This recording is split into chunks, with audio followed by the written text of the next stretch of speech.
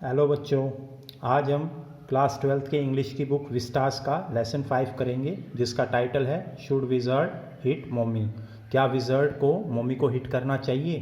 तो विज़ार्ड एक ऐसा व्यक्ति होता है जिसके पास मैजिकल पावर्स होती हैं, या आप कह सकते हैं जादूगर, और मम्मी यहाँ पे मदर के लिए यूज़ हुआ है। तो मतलब ये है कि क्या विज़ार्ड को मम्मी को हिट करना चाहिए। तो ये जो लेसन है ये जॉन अपडाइक द्वारा लिखा गया है। तो पढ़ने से पहले जान लेते हैं ये बेसिकली क्या है, ये लेसन किस बारे में है। तो ये जो स्टोरी है, here is a story about the world view of a little child. तो जो स्टोरी हमें ये बताती है कि एक जो छोटा बच्चा होता है या बच्ची होती है, वो दुनिया को किस नज़र से देखता है या उसका क्या वर्ल्ड व्यू है। ठीक है। And the difficult moral question she raises during the story session with her father. और वो जो चाइल्ड होती है, लड़की जो होती है, वो कहानी सुनने के बाद या जब उसके फादर उसको कहानी सुनाते हैं तो वो किस टाइप के मोरल क्वेश्चंस करती है, वो जो डिफ़िकल्ट होते हैं, जो उसके फादर भी बहुत मुश्किल से आंसर कर पाते हैं, उसके बारे में हम जानेंगे इस लेसन में। ठीक है, तो स्टार्ट करते हैं। In the evenings and for Saturday naps like today, Jack told his daughter Jo a story out of his head. तो हर शाम को, ठीक है, जो जैक होता है वो अपनी बेटी जो को कहानियाँ सुनाता है उसको सुलाने के लिए, ठीक है, ताकि वो सो जाए। ठीक। This custom began when she was 2। और ये कहानी सुनाने का जो सिलसिला होता है ये लगभग जब जो 2 साल की होती है तब से शुरू हो जाता है। Was itself now nearly 2 years old। तो ये जो कहानी सुनाने का सिलसिला ये 2 साल से बिल्कुल कंटिन्यू है, यानी कि अब जो है वो 4 साल की हो चुकी है, क्योंकि 2 साल तो कहानी सुनाते हुए हो गए। ठीक है। And his had felt empty.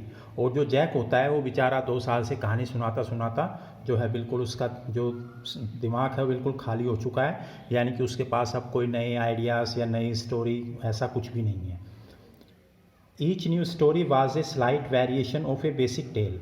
यानी कि जो भी स्टोरी जैक अपनी बेटी जो को सुनाता था उसकी जो स्टोरी लाइन यानी कि आउटलाइन बेसिक जो है वो सेम ही रहती थी, बस थोड़ा सा ही उसमें वेरिएशन होता था। ठीक है, थोड़ा सा ही बदलाव होता था, अदरवाइज सेम आउटलाइन होती थी सभी स्टोरीज़ की, जिसमें एक करैक्टर होता है, ए स्मॉल क्रिएचर, एक छोटा सा प्राणी होता है, यूजुअली नेम्ड रोजर, और उसका नाम रोजर होता है। और रोजर के आगे वो कुछ भी लगा देते, जैक कुछ भी लगा देता था।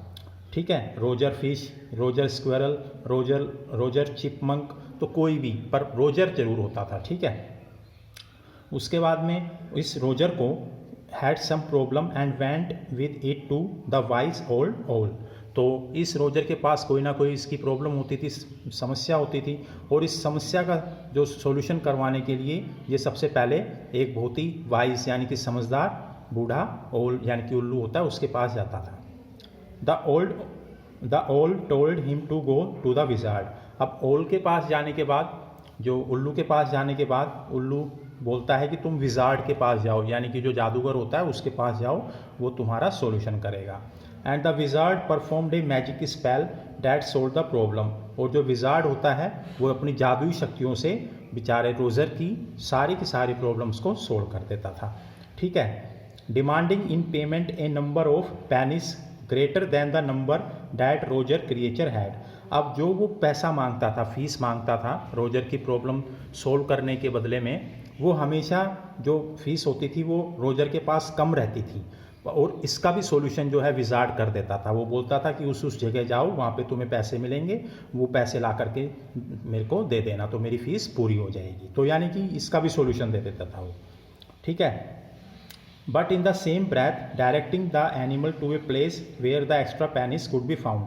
तो यानी कि फिर से वही बता देता था जो विजार्ड था कि वहाँ पे जा कर के तुम्हें जो पेनीज शॉर्ट पड़ रही हैं, कम पड़ रहे हैं पैसे, वो तुम्हें मिल जाएंगे वहाँ पे, और वो ला करके मेरे को दे देना। यानी कि विजार्ड उसका टोटल सॉल्यूशन कर देता था। ठीक है। उसके बाद जो रोजर है वो बहुत ही ज़्यादा खुश हो जाता था। ठीक है। Then Roger was so happy he played many games with other creatures. Roger बहुत ज़्यादा खुश हो जाता था और वो दूसरे जो क्रिएचर्स होते थे उनके साथ, प्राणी थे छोटे छोटे उसके दोस्त वगैरह, उनके साथ बड़ा खुश होकर के जो है वो खेलता था, इंजॉय करता था अपनी लाइफ को। And went home to his mother just in time to hear the train whistle that brought his daddy home from Boston. और जल्दी से खेलने के बाद सीधा सीधा अपने घर चला जाता था अपनी मम्मी के पास, उस ट्रेन की आवाज़ सुनने के लिए, उस ट्रेन की विसल सुनने के लिए जिस ट्रेन से उसके पापा जो है काम करके वापस जो है घर पे आते हैं बोस्टन से।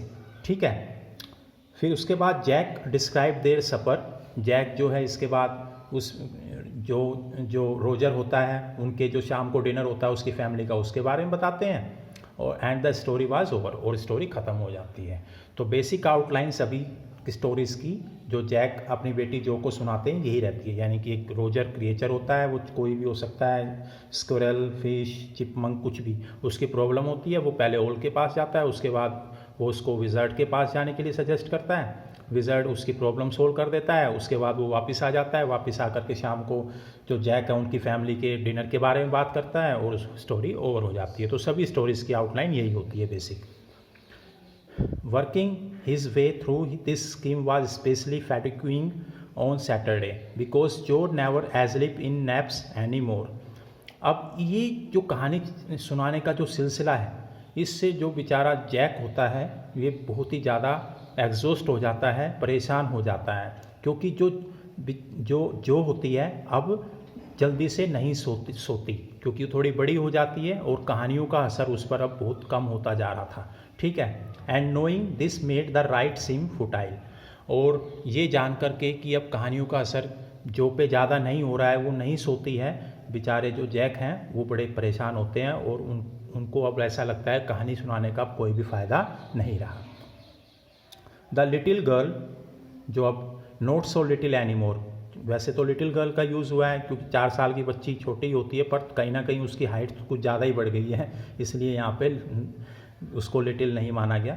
The bumps her feet made under the covers were half way down the bed, तो जो उसके पैर होते हैं या उसकी जो बॉडी होती है वो इतनी बड़ी हो जाती है कि वो आधे बेड से भी ज़्यादा को कवर कर लेती है जब वो लेटती है। तो their big double bed that they let her be in for naps and when she वो सिक, तो डबल बेड जो होता है वो भी मतलब काफ़ी कवर कर लेती है अब जो, क्योंकि वो काफ़ी ग्रोन अप हो गई है अब। ठीक है, had at last arranged herself and from the way her fat face deep in the pillow shone in the sunlight sifting through the drawn shades, और जो विंडो से जो रोशनी आ रही है, यानी कि जो खिड़की है उससे जो रोशनी आ रही है उससे देख करके ऐसा लगता है जैसे कि जो जल्दी से सोने वाली बिल्कुल भी नहीं है।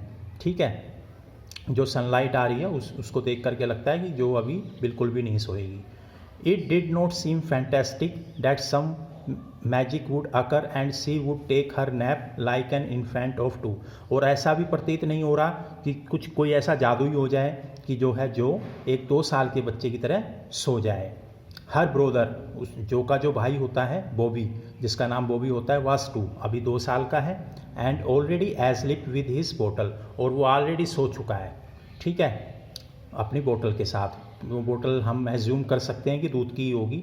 Jack asked who shall the story be about today, अब जैक पूछता है बताओ, जो से पूछता है कि बताओ कि तुम्हें आज किसके बारे में मैं कहानी सुनाऊं। रोजर, जो squeezed her eyes shut and smile to be thinking what she was thinking, जो है अपनी आंखें बंद कर लेती है और मुस्कुराती है। ठीक है, और बोल देती है कि आज मैं रोजर के बारे में ही कहानी सुनूंगी, और जो भी वो सोच रही होती है अपने मन में उसको सोच कर बड़ी स्माइल करती है वो। Her eyes opened her mother's blue skunk she said firmly, और फिर आँख खोल करके सीधा बोलती है कि आज मैं ब्लू स्कंक मतलब स्कंक के बारे में कहानी सुनूंगी। स्कंक जो होता है वो एक कैट के जैसा क्रिएचर होता है, यानी कि बिल्ली के जैसा दिखता है। A new animal they must talk about skunk at nursery school, तो जैक को लगता है ये तो एक नया प्राणी है स्कंक, और ज़रूर जो ने इसको अपनी नर्सरी की क्लास में किसी से सुना होगा इसका नाम। Having a fresh hero momentarily stirred Jack to creative enthusiasm, तो नए हीरो के बारे में सुनते ही जैक भी थोड़ा खुश हो जाता है और सोचता है कि आज मैं कुछ नया बताऊंगा, कुछ क्रिएटिव बताऊंगा, अपनी बेटी को कुछ अच्छी कहानी जो है मैं सुनाऊंगा। तो जो जैक होता है वो भी उत्साह से भर जाता है। ठीक है, all right he said once upon a time in the deep dark woods there was a tiny little creature by the name of Roger Skunk, तो बोलता है एक समय की बात है घने जंगलों में, वुड्स यहाँ पे फॉरेस्ट के लिए यूज़ हुआ है, घने, डीप डार्क यानी घने जंगल, there was a tiny little creature, एक छोटा सा प्राणी था जिसका नाम था Roger Skunk, and he smelled very bad, और उसके शरीर से बहुत ही बुरी दुर्गंध आती थी, स्मेल आती थी। Yes, Jo said, he smelled so bad that none of other little woodland creatures would play with him. उसके अंदर से इतनी बुरी दुर्गंध आती थी कि कोई भी उसके साथ खेल करके राजी नहीं था या खुश नहीं था। जो looked at him solemnly, she had not foreseen this, जो है उस आराम से सुनती है, शांत स्वभाव से सुनती है ये कहानी, ठीक है। Whenever he would go out to play, Jack continued with zest, जब भी जो रोजर स्कंक था वो बाहर खेलने के लिए जाता था, remembering certain humiliations of his own childhood, तो जैक को थोड़ा अपना बचपन भी याद आ जाता है। तो बचपन में जो उसके दोस्त उसको फुलिश बनाते थे, बेवकूफ़ बनाते थे, उसके साथ जो शरारत करते थे, जैक को थोड़ा सा ये कहानी सुनाते वक्त अपना भी बचपन थोड़ा सा याद आ जाता है, ठीक है। All other tiny animals would cry, तो जितने भी छोटे छोटे जो एनिमल्स थे, जब भी रोजर खेलने के लिए जाता था तो सारे के सारे भाग जाते थे। जितने भी छोटे छोटे एनिमल्स थे वो रोने लगते थे, बोलते अरे ये तो बदबू वाला क्रिएचर आ गया, इसको तो ये तो बेकार क्रिएचर है, बहुत बदबू आती है। Oh oh, here comes Roger stinky skunk, अरे ये बदबू वाला क्रिएचर कहाँ से आ गया। And they would run away and Roger Skunk would stand there all alone, और सारे के सारे जो है प्राणी भाग जाते थे उसको देख करके, ठीक है, क्योंकि उसके अंदर से तो बदबू आती थी बहुत बुरी, इसलिए सब उसको छोड़ करके भाग जाते थे और बेचारा रोजर स्कंक जो है वो अकेला ही रह जाता था वहाँ पे खड़ा, ठीक है। And 2 little round tears would fall from his eyes, और 2 छोटे छोटे आंसू जो है उसकी आंखों से नीचे की तरफ आने लगते हैं। द कॉर्नर्स ऑफ जो mouth drop down and her lower lip bent forward as he traced with a forefinger along the side of her nose the course of one of Roger Skunk's tear, तो जो बेचारा जो Roger होता है वो बेचारे उसका जो बेचारा बड़ा दुखी हो जाता है और वो बेचारा अपने अंगुलियों से अपने आंसू जो है वो पूछने लगता है, और जो भी बेचारी बड़ी दुखी हो जाती है ये बात सुन करके कि बेचारे रोजर स्कंक के साथ कोई भी खेल करके राजी नहीं है, और बेचारे जो का भी जो माउथ होता है वो नीचे ड्रॉप डाउन, यानी कि वो नीचे अपना माउथ लटका लेती है ये बात सुन करके कि रोजर के साथ इतना बुरा क्यों हो रहा है, ठीक है। Won't he see the owl, तो अब जो होती है वो पूछती है कि क्यों नहीं रोजर स्कंक आउल के पास जाता, उस उल्लू के पास जाता अपनी प्रॉब्लम को सोल्व करवाने के लिए। She asked in a high and faintly roughened voice, बड़ी ही जोर से वो बोलती है। Sitting on the bed beside her, Jack felt the cover tug as her legs switched tensely, तो जो जैक होता है वो बगल में ही बैठा होता है जो के, तो वो देखता है कि जो है वो बड़ा ही इंटरेस्ट ले रही है इसमें, मतलब बड़े टेंसिव मूड में आ गई है, इस कहानी में इंटरेस्ट ले रही है। He was pleased with this moment, और जैक जो है ये देख करके बड़ा ही खुश होता है। He was telling her something true, Jack ये भी सोचता है कि मैं कुछ ना कुछ अच्छा और सच्ची कहानी बता रहा हूँ, अच्छी कहानी बता रहा हूँ आज जो को। Something she must know and had no wish to hurry on, और जैक चाहता है कि ये चीज़ें जो को पता चलें और आराम से वो इस कहानी को फिनिश करना चाहता है, उसे कोई भी जल्दी नहीं है कहानी फिनिश करने की। But downstairs a chair scraped and he realized he must get down to have Clare paint the living room woodwork, पर नीचे कहीं कमरे में जो है एक आवाज़ आती है, चेयर की साउंड आती है, और जैक को लगता है कि मुझे जल्दी ही नीचे क्लेयर यानी कि जो जैक की वाइफ होती है और जो की मदर होती है उसको हेल्प करने के लिए जाना है, क्योंकि वो नीचे रूम में कोई ना कोई जो है पेंट वगैरह कर रही है, वुड वर्क कर रही है, ठीक है, लकड़ी का काम, लकड़ी पे पेंट वगैरह कर रही है, फर्नीचर वगैरह पे, ठीक है। तो जैक को लगता है कि मुझे उनकी हेल्प करने के लिए जाना है, पर वो जा नहीं पाते क्योंकि जब तक जो नहीं सोएगी वो उसको नहीं छोड़ सकता, तो वो कंटिन्यू करते हैं स्टोरी को। Well he walked along very sadly and came to a very big tree, तो जो रोजर स्कंक होता है वो चलता जाता है अपनी प्रॉब्लम को सोल्व करने के लिए, और वो पहुंचता है एक बहुत ही बड़े पेड़ के पास। And in the tip top of the tree was an enormous wise old owl. तो उस पेड़ के सबसे ऊपर जो है बहुत ही विशाल, इनॉर्मस बड़ा मतलब विशाल, एक समझदार वाइस ओल्ड यानी कि बूढ़ा उल्लू बैठा हुआ होता है। गुड मिस्टर ओल, Roger skunk sad, all the other little animals run away from me because I smell so bad. सारे के सारे, अब बोलता है रोजर स्कंक ओल को कि बोलता है कि सारे के सारे जो एनिमल्स हैं वो मेरे से दूर भाग जाते हैं क्योंकि मेरे अंदर बहुत बुरी बदबू आती है। सो यू डू, द ओल सैड, वेरी वेरी बैड। तो जो उल्लू है वो भी कहता है हाँ बिल्कुल सही कह रहे हो, तुम्हारे अंदर तो बहुत बुरी बदबू आती है। वट कैन आई डू, मैं क्या कर सकता हूँ तुम्हारे लिए। Roger skunk sad and he cried very hard. और रोजर स्कंक जो है रोने बोलता है और बेचारा रोने लगता है जोर जोर से। द विजार्ड जो shouted and set right up. तो जो बोलती है कि उसे अब ये कह देना चाहिए कि मुझे विजार्ड के पास कैसे जाना है बताओ, मेरे को जादूगर के पास कैसे जाना है मुझे बताओ। जो बोलती है, चिल्ला पड़ती है जो किस, और वो लेटी हुई होती है, वो अब बैठ जाती है, सेट राइट अप। ठीक है। A little golden book spilled from the bed, और एक किताब जो है नीचे गिर जाती है। Now Jo's daddy telling the story, do you want to tell daddy the story. अब जो जैक होता है वो बोलता है कि स्टोरी मैं सुना रहा हूँ बेटा, मुझे स्टोरी सुनाने दो, तुम बीच में इंटरप्ट मत करो। Then lie down and be sleepy, और अब फिर से लेट जाओ और थोड़ा सा सोने की कोशिश करो, क्योंकि जो जैक का अल्टीमेट एफर्ट तो यही होता है ना किसी तरह जो को सुलाना। ठीक है। Her head relapsed on to the pillow and she said out of your head. तो वो फिर से जो है वो लेट जाती है। ठीक है। वेल द ओल thought and thought, at last he sad why don't you go see the wizard. अब जो उल्लू होता है, जैसे स्टोरी लाइन सभी की एक ही होती है, तो उल्लू सजेस्ट करता है कि तुम क्यों नहीं जाते उसके पास, विजार्ड के पास जाओ, वो तुम्हारा सॉल्यूशन करेगा। ठीक है। डैडी, अब बीच में फिर इंटरप्ट कर देती है जो वट, डैडी बोलते हैं हाँ बोलो। Are magic spells real. अब ये कुछ क्वेश्चंस हैं जो कि फादर जो जैक होते हैं उसको परेशान करते हैं। अब जो पूछती है क्या ये जो जादू है ये सच में रियल होता है। This was a new face just this last month a reality face. तो ये कुछ एक नया फेस, यानी कि जैसे जैसे बच्चा बड़ा होता है उसके बारे में जिज्ञासा बढ़ती जाती है, क्यूरियोसिटी बढ़ती जाती है। ठीक है। तो ये जो एक नया फेस आ रहा था जो के अंदर, जो वो अलग अलग टाइप के क्वेश्चंस कर रही थी। When he told her spiders eat bugs, she turn to her mother and asked do they really.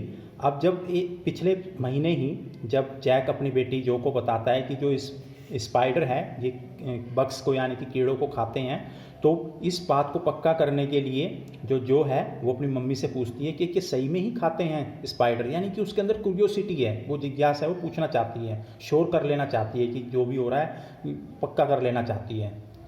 And when Clare told her God was in the sky and all around them, she turned to her father and insisted with a sly yet eager smile, is he really। और जब जो की जो mother होती है clear, वो बोलती है, बताती है जो को कि God was in the sky, कि भगवान जो है आसमान में है, ऑल अराउंड दैम, और उसके चारों तरफ है। तो जो को फिर से उसके दिमाग में थोड़ी जिज्ञासा आती है और फिर वो अपने फादर को पूछती है और जिद करती है कि बताइए थोड़ा सा मुस्कुरा करके, क्या सही में पापा गॉड है, सही में भगवान है क्या। तो इस टाइप के जो क्वेश्चंस है ना कहीं इनका जवाब देना जैक के लिए बहुत भारी हो गया था। They are real in stories, Jack answered curtly. तो जैक बोलता है बेटा ये चीज़ें सिर्फ कहानी में ही सच होती हैं, असली में सच नहीं होती। तो जैक किसी तरीके से टैकल करता है सिचुएशन को। She had made him miss a beat in the narrative. अब ये जो क्वेश्चन पूछे थे जो ने कहीं ना कहीं उसको डिस्टर्ब कर दिया था जैक को, और जैक के लिए क्वेश्चन का जवाब देना भारी हो गया था बहुत ज़्यादा। The owl said go through the dark woods under the apple tree into the swamp over the creek. तो उल्लू बोलता है कि जाओ घने जंगलों में जाओ और वहाँ पे सेब के पेड़ है उनके नीचे से निकलो, और दलदल स्वैम्प होता है दलदल का एरिया, उसके साइड से जाओ, और क्रीक होती है नदी, छोटी सी नदी होती है, उसके ऊपर से जाओ। तो यानी कि रास्ता बता रहा है कि तुम घने जंगलों में जाओ, वहाँ तुम्हें एक एप्पल ट्री मिलेगा, फिर एक दलदली एरिया मिलेगा, फिर एक छोटी सी नदी मिलेगी, ये सब चीज़ें मिलेंगी, वहाँ पे पहुँचो। ठीक है, तो वो एक रास्ता बता रहा है विज़ार्ड के पास जाने का। ठीक है, आज के वीडियो में इतना ही। ठीक है, थैंक यू।